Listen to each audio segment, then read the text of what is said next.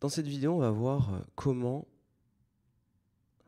soustraire deux nombres relatifs. Comment soustraire deux nombres relatifs.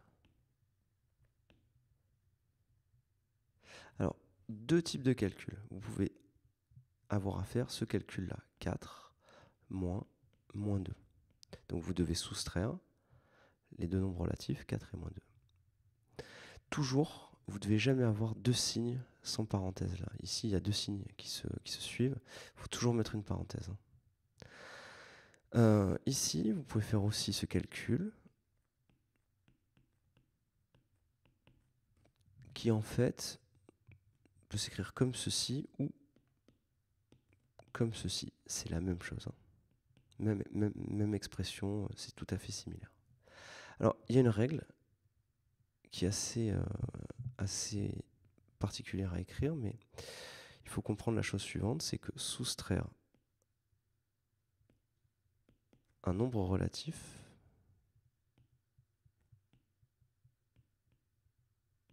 revient à ajouter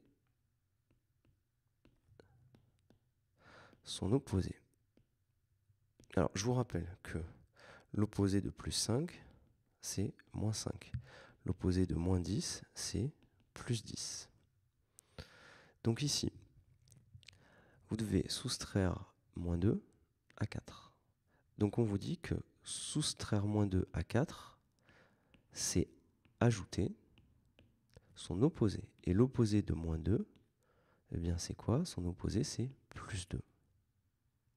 Ici, si vous devez faire le calcul, on vous dit soustraire un nombre relatif, donc vous devez soustraire plus 3, donc vous recopiez le 5, et on vous dit que c'est ajouter, ou faire la somme, donc vous mettez, au lieu de mettre un moins, vous mettez un plus, et son opposé, donc l'opposé de plus 3, c'est quoi? C'est moins 3.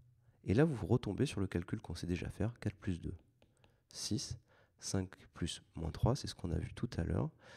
Vous faites, tout simplement, vous rappelez que ici, vous regardez le signe du nombre qui a la plus grande distance à 0, donc plus, et vous faites le calcul 5 moins 3, c'est-à-dire 2.